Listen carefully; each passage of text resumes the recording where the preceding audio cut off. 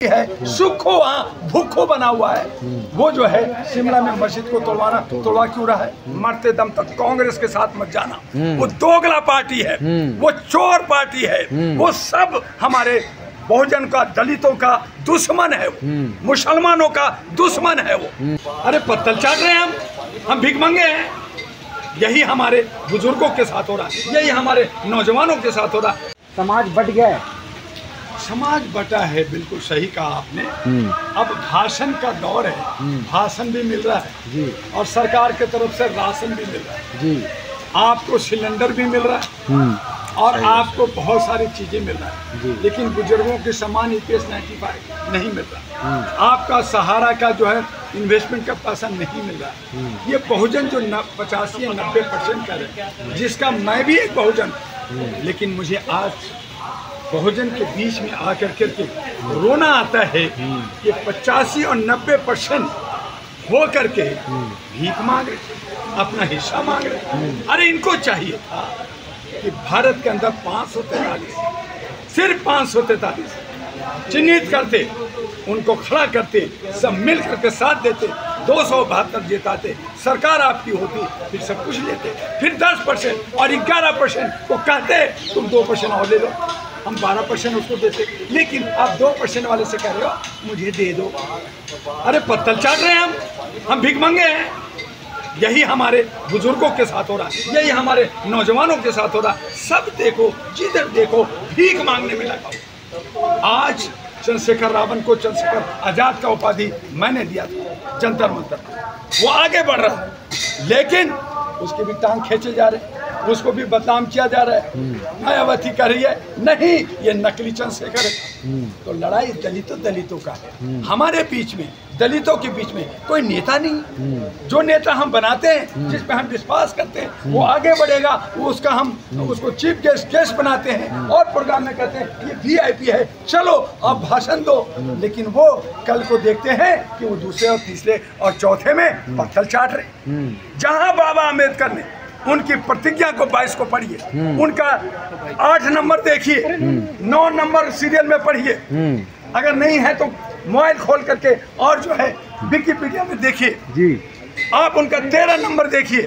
उन्होंने कहा समानता की बात, उन्होंने कहा मरते दम तक कांग्रेस के साथ मत जाना। वो दोगला पार्टी है, वो चोर पार्टी है, वो सब हमारे बहुजन का, दलितों का दुश्मन है, वो मुसलमानों का दुश्मन है। वो आज ये कह रहे हैं मैं जातीय जनगणना कराऊंगा, तो कराऊंगा। तेरे स्वर्गीय पिताजी ने कहा था ये कर दूंगा, वो करा दूंगा। तुम जिस राज्य में राज्य कर रहे हो, आप कहाँ कर रहे हो? कर्नाटका है आपका, तेलंगाना है आपका, हिमाचल है आपका, अन्य जगह आप इंडिया गठबंधन इंडी कहते हो, तो आप क्यों नहीं करा रहे हो? कराऊंगा क्यों? जहाँ है वहाँ कराओ, शुरू करो। तो कहाँ होगा?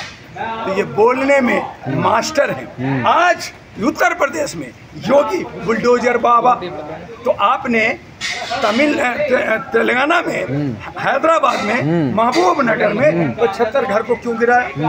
आप जो है शिमला में, आपका अरुणाचल सरकार आपकी है, सुखो वहाँ भूखो बना हुआ है। वो जो है शिमला में मस्जिद को तोड़वा क्यों रहा है? तो ये सब चट्टे बट्टे लोग दलित शोषित को नहीं कुछ देना चाहते।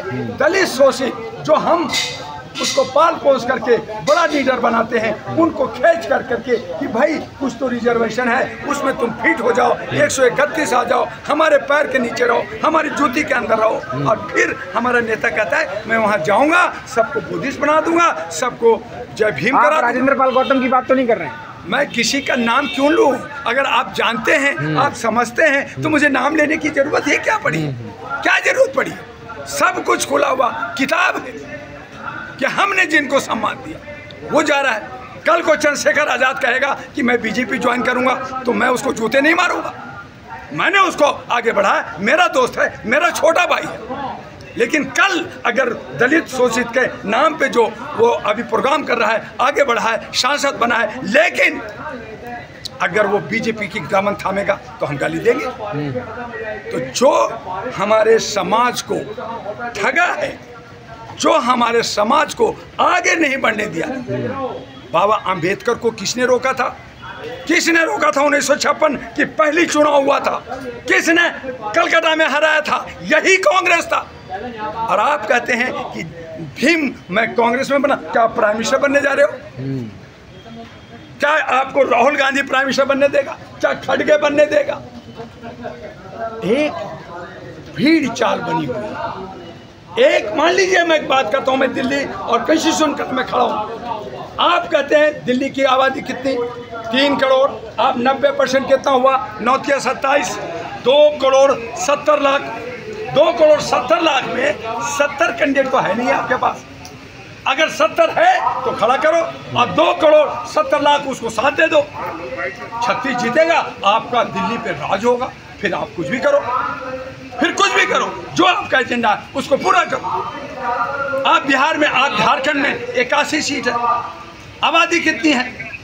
अगर आप उसको साथ दो, आप क्या करते? बाबा आम्बेडकर ने कहा आप पूजा पाठ नहीं करो, हमारे गौतम बुद्ध ने कहा आप सारे धर्म को छोड़ो। ये सब निमित्त बनाया हुआ है, लेकिन कंवरिया नहीं करो, बोला आम्बेडकर जी ने। उनका जो है उसमें देखिए नंबर में। लेकिन हम क्या करते हैं? कमरिया ढोते हैं और डीजे बजाते हैं। कितने का? 3 करोड़ का। 3 करोड़ का डीजे बजाते हैं।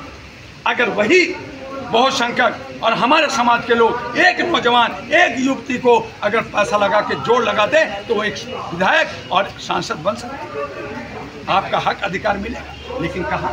हमें तो डांस करना है, हमें तो मजा करना है। और यही वजह है कि हमारा समाज पीछे है। अब फिर कहते हैं कि ये पढ़ा लिखा नहीं है। नेताओं को जिम्मेवार नहीं मानते दुआ साहब? सारे नेता कौन है? सारा नेता नहीं है, घेटा लोग। एक भी नेता जो राष्ट्र की सोचता हो, समाज की सोचता हो, अपने समाज। बहन जी नहीं है? बहन जी तो 1300 करोड़ बचाने के चक्कर में बर्बाद कर दिया। वो ब्राह्मणवाद को लेकर के साथ चली, वो तो बीजेपी के गोद में बैठ गई। अब फिर कहती है मैं दलितों का ही नेता हूँ। क्या ये जनता नहीं समझती? और तभी तो उनको पीछे लाया। जो 19% उनका वोट बैंक था वो खसक कर करके 12% पे आ गया। अब कह रही है मैं हरियाणा में मैं सरकार बनाने जा रही हूँ। अभी कल बोला, तो फिर बीजेपी और कांग्रेस क्या करेगा? तो जनता तो हम है कि एक नाथ, अभी सुना भाषण में कि एक सांपनाथ है, एक नागनाथ है। हमने कहा कि ये सारे के सारे, एक तेनालीराम है और एक दुक्कूराम है, ये दोनों डाकू हैं। और हम कभी इसको जिताते हैं, कभी उसको जिताते हैं। मैं 2 महीना कर्नाटक में गांव-गांव, मोहल्ले में गया। वहाँ कांग्रेस नहीं जीती थी, कांग्रेस हार गई थी।